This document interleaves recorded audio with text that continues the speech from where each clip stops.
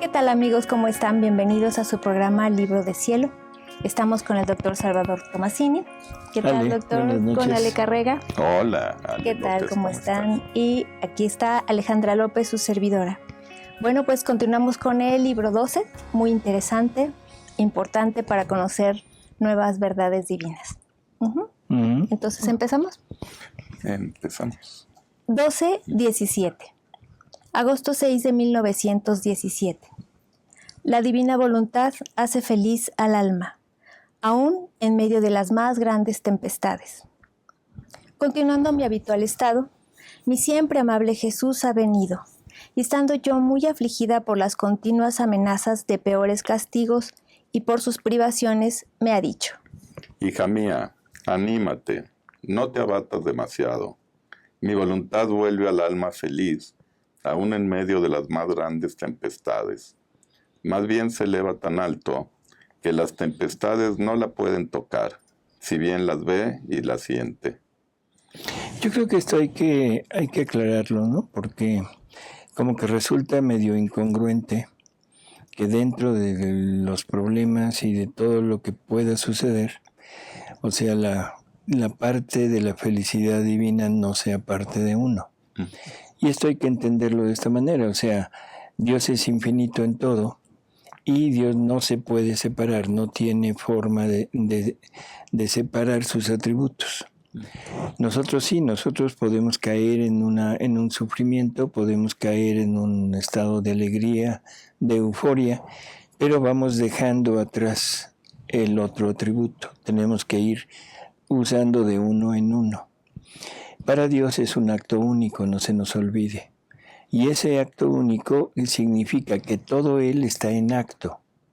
O sea, está en acto el sufrimiento, está en acto el gozo, está en acto la paz, la tranquilidad, en fin. Y cuando el alma está en concordancia con la divina voluntad, cuando el alma adquiere la divina voluntad como propia, entonces todos los atributos divinos están en el alma. Y no hay forma de que pueda separarse. Puede estar habiendo sufrimiento, dolor incluso, pero la parte de la felicidad divina no se aparta. Entonces suena como raro, pero así es. La pregunta sería, ¿se habrá apartado de Jesús su bienaventuranza? No. ¿Se habrá apartado de Jesús, o sea, su felicidad? No. Aún en la pasión. ¿Está sufriendo? Sí. ¿Le está doliendo? Sí. Pero junto con eso tiene la parte de la felicidad divina que le comunica la felicidad de saber lo que está logrando con su sufrimiento. Si nosotros entendiéramos lo que significa el sufrimiento, si entendiéramos que el sufrimiento es una ganancia, entonces en ese momento, aún sufriendo, estaríamos gozando.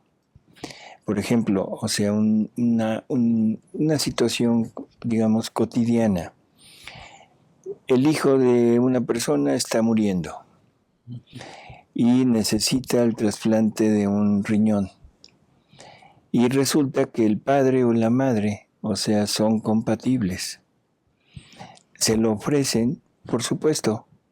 ¿Están sufriendo? Sí, les va a doler. O sea, van a sufrir todas las consecuencias de vivir sin un riñón, cuando menos las primeras épocas, todo el postoperatorio, pero en el fondo están gozando.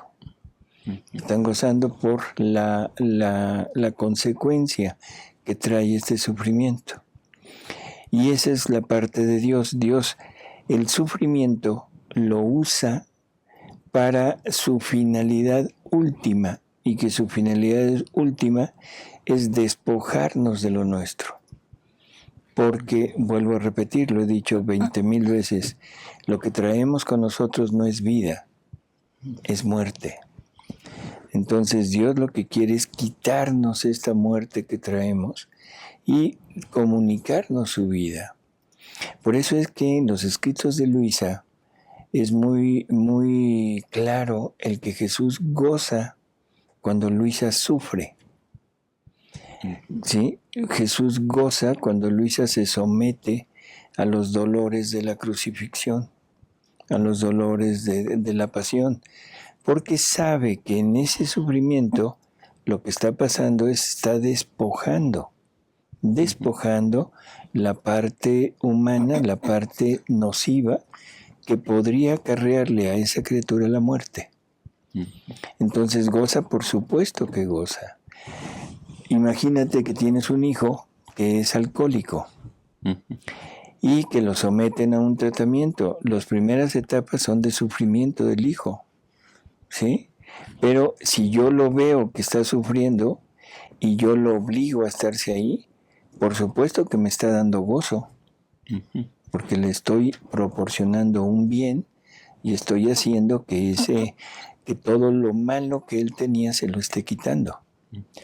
Así que hay que entenderlo desde este punto de vista.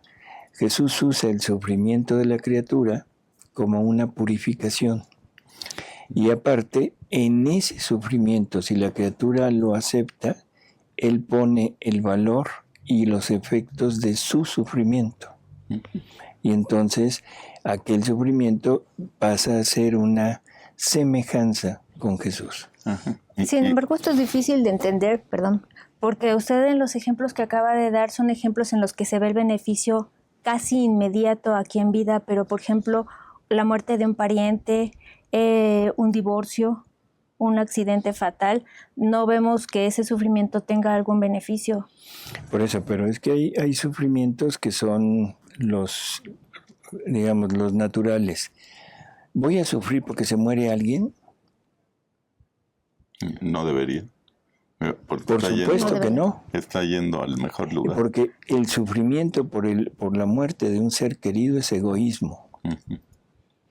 O sea, somos tan egoístas que nos duele muchísimo y no quisiéramos que se muriera mi padre, mi madre, mi hijo, mi esposa, mi esposo.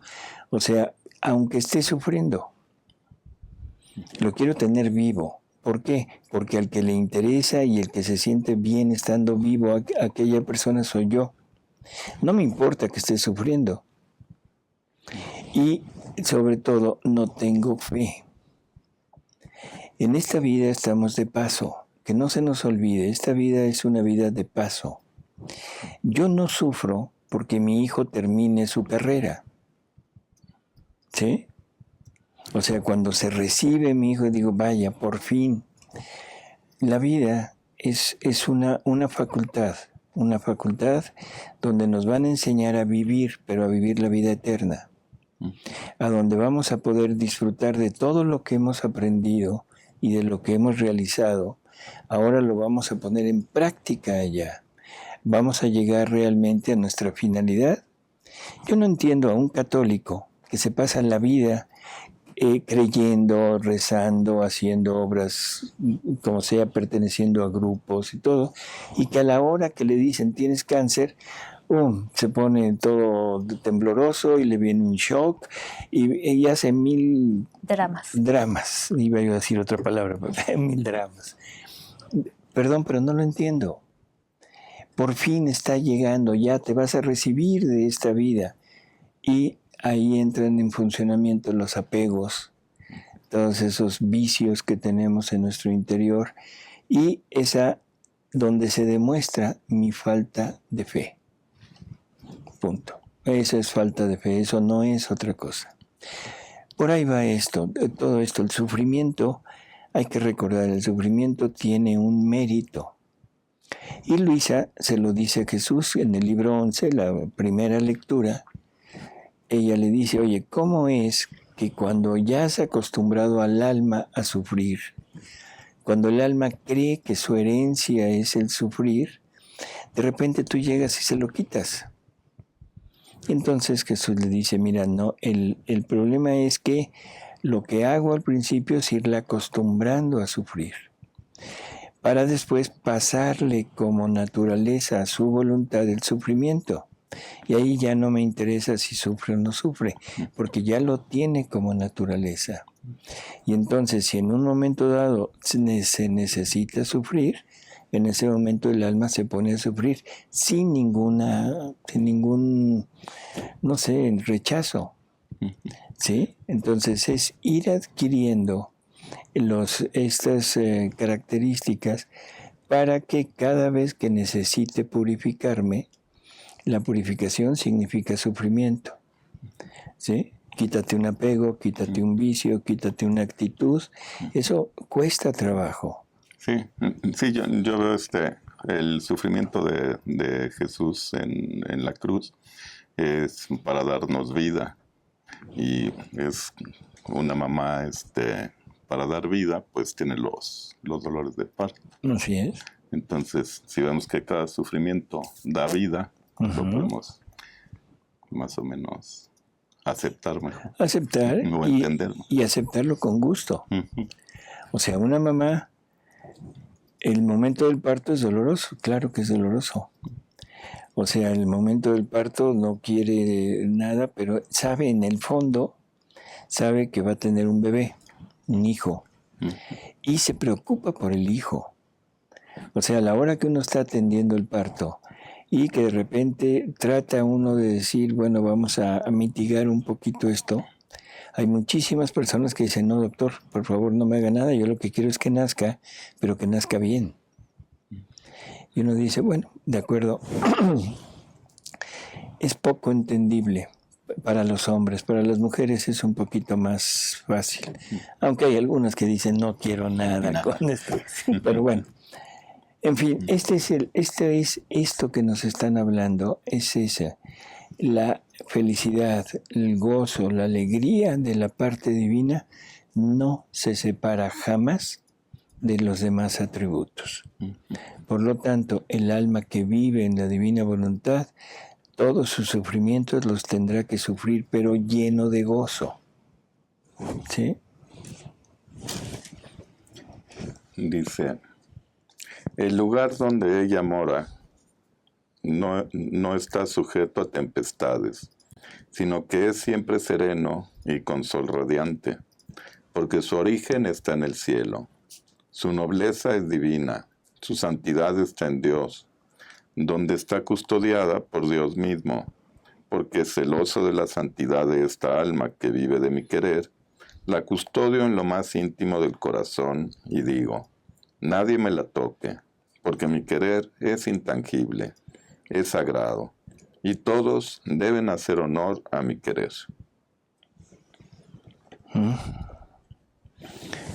Bueno. Inmunidad. Inmunidad diplomática. Diplomática.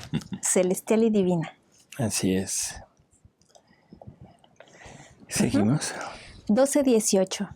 Esta lectura, perdón que lo digamos así, es muy larga. Difícilmente nos alcanzaría el tiempo para poderla llevar en lo que resta del programa. Entonces yo les propongo una cosa, que el próximo programa dediquemos todo el programa a esta lectura. Y ahorita nos brincamos una y la semana que entra, en el próximo, nos regresamos. Porque si no, nos vamos a quedar un poco truncos o lo vamos a ver muy rápido. Y es una lectura que vale la pena irla poco a poco analizando por las implicaciones que tienen.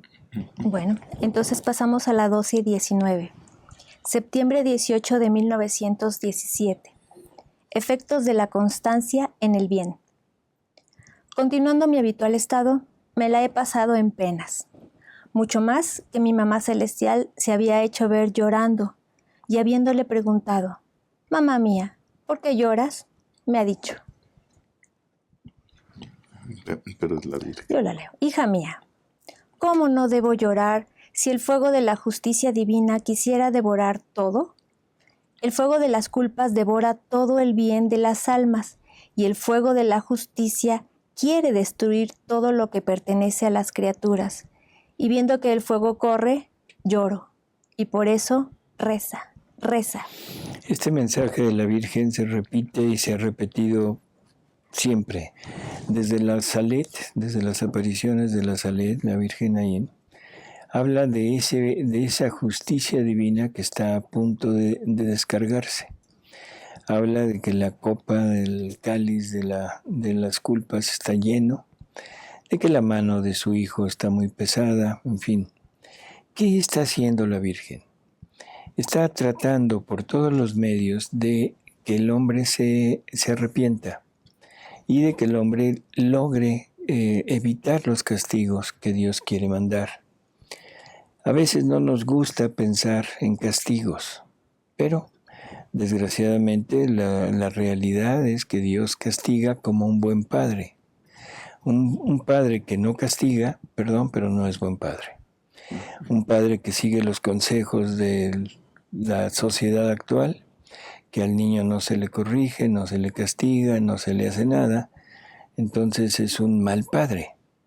Y bueno, pues creo que las consecuencias las estamos viendo, ¿no? Así, sin problemas. Por lo tanto, la Virgen está continuamente advirtiéndole a sus hijos, a nosotros, que nos corrijamos, porque lo que nos está haciendo nos está dando un aviso de que si nosotros cambiamos, podemos evitarlo. Y nosotros siempre vemos el lado contrario. Vemos el lado de que ahí viene el castigo. Incluso en la actualidad todo mundo está esperando los castigos tremendos que van a haber.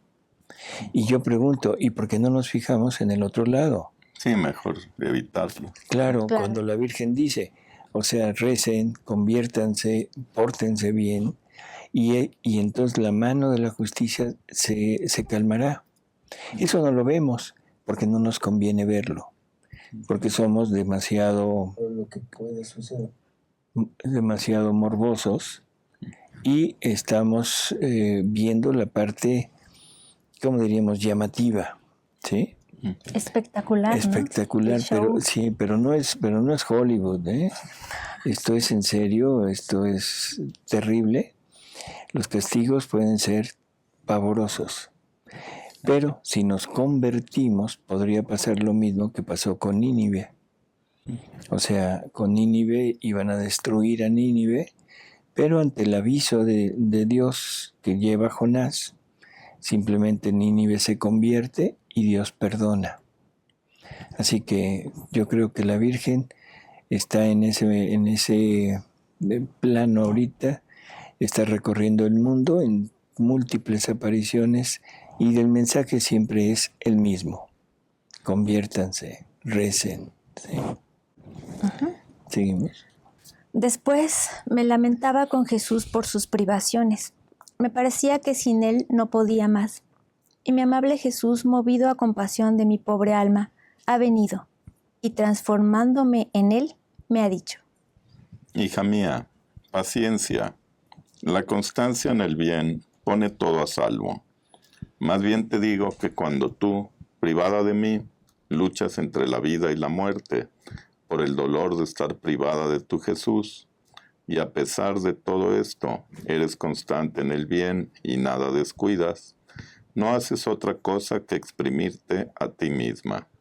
A ver, dos cosas. La parte de Luisa, transformándome en él. Uh-huh. ¿Qué es eso? Pues que... ¿Qué está diciendo? Pues ella está viviendo la misma vida de Jesús. Ella casi se va a contestar a sí misma, ¿no? Bueno, de alguna manera. O sea, el punto es tal el grado de fusión que hay ya a estas alturas entre Luisa y Jesús, que ella pone esta situación como transformándome en él. No es fundiéndome a él, sino transformándome en él. Y esto es lo que hemos tratado de dar a entender, que el vivir en la divina voluntad no es un anularse. No es un anularse. Eso sería fundirse en Jesús y prácticamente desaparecer. Sino es transformándome en él. Él me va a dar todo lo necesario para que yo pueda actuar igual que él. Y entonces ahora sí podemos tener una relación, sobre todo aquí, en que se trata de mitigar la justicia. ¿Sí? Dice, y al exprimirte sale el amor propio, las satisfacciones naturales, la naturaleza queda como deshecha y queda solo un zumo tan puro y dulce que yo con mucho gusto tomo y me endulzo y te miro con tanto amor y ternura de sentir tus penas como si fueran mías.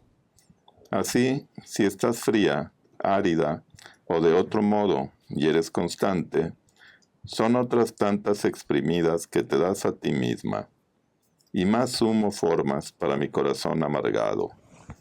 Sucede como con un fruto espinoso y de cáscara dura, pero que dentro contiene una sustancia dulce y útil. Si la persona es constante en quitar las espinas, al exprimir aquel fruto, extraerá toda la sustancia del fruto y gustará lo exquisito de ese fruto. Así que el pobre fruto ha quedado vacío de lo exquisito que contenía, y las espinas y la cáscara han sido tiradas. Así el alma, en la frialdad, en la aridez, arroja a tierra las satisfacciones naturales, se vacía de sí misma y con la constancia se exprime a sí misma, y el alma queda con el fruto puro del bien, y yo disfruto lo dulce de éste. Así que si eres constante, todo te servirá para bien, y yo apoyaré con seguridad mis gracias. Bueno, creo que esto es muy claro. Imaginémonos una tuna. O sea, si queremos disfrutar del sabor de la tuna, hay que quitarle la cáscara, pero la cáscara tiene espinas, ¿sí? Entonces siempre viene, y Jesús dice que Él siempre viene envuelto en las penas. El fruto es Jesús y las penas son como la cáscara. Esto no nos gusta e incluso se ha olvidado mucho en la predicación, porque ahora se nos presenta un Jesús que se nos prodiga sin ningún problema y que lo podemos tener y lo podemos aceptar en nuestra vida sin mayor sufrimiento. Y eso, perdón, pero eso es una total y absoluta mentira. A Jesús se le acepta en el dolor, y si no se le acepta en el dolor, no se puede, porque la cruz que trae Jesús la trae encarnada en él, y esa cruz lo que significa es la purificación interior del alma para poderse unir a Jesús.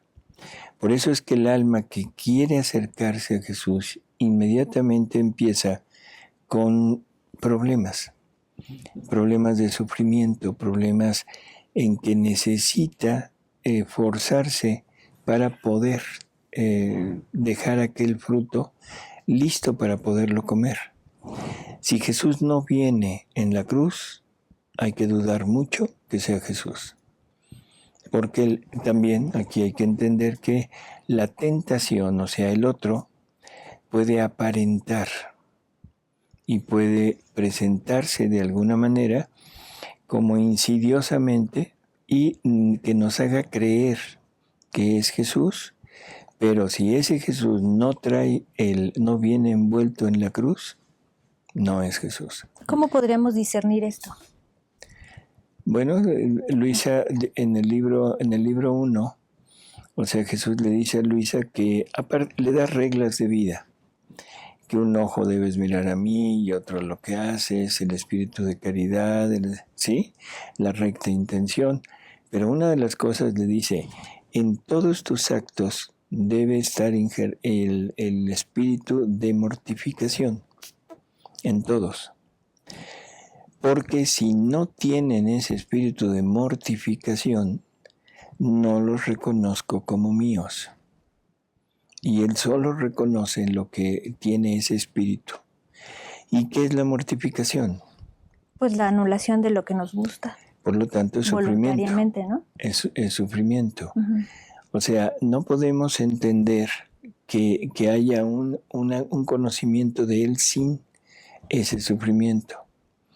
Incluso a Luisa ya más adelante en alguna ocasión le dice que cuando él quiere ensanchar el campo del alma, o sea, ya le ha comunicado ciertas verdades, el alma las ha aceptado, el alma las lleva a cabo, pero si quiere ensanchar su campo, primero la prepara con penas y le dice, debes entender lo que te quiero dar de acuerdo a las penas que estás pasando. Y cada vez que tengas una pena de estas, soy yo que está trabajando tu alma para sembrar más, para darte más verdades. Pero aquí el espíritu de mortificación del que hablaba hace rato era voluntario. Es voluntario, así es. Las penas deben ser voluntarias y a veces aceptar nada más la pena que me toque, que es la cruz que me toque. ¿Qué cruz? La cruz de una enfermedad, la cruz de una ausencia, la cruz de una traición, la cruz de la muerte de alguien, la cruz de una mala elección de estado, una religiosa que se mete al convento, o sea, simplemente para sobrevivir, pero el convento no es su vocación. Un sacerdote que se mete de sacerdote equivocando su vocación y que se convierte en un pederasta. O sea, ahí debería de haber un espíritu tremendo de mortificación, de decir, ya me equivoqué, ya estoy en esto. Y Jesús no da como salida a eso el renunciar, sino la salida que Él da es decir, bueno, ahora hay que afrontar las consecuencias y sobre todo hay que ser responsables, porque lo que estamos haciendo es una generación de irresponsables. Ya me casé, pero híjole, con esta mujer Difícil. o con este hombre. Y eso sucede a los 2 meses, a los 2 días o a los 2 años. Pero, ¿qué pasa cuando la persona es irresponsable? Se separan. Y por eso es que hay tantísimo pecado en la actualidad. El adulterio, o sea, es tremendo por esta liviandad que hay ahora en nuestras relaciones y en el no querer afrontar una consecuencia de algo que yo escogí. Porque si yo me caso, a mí que me perdonen, pero eso de que me caso engañado, disculpen, pero no me caso engañado. Me caso entusiasmado, me caso ilusionado, pero engañado no, porque estoy viendo al sujeto y adelante. O sea, listo.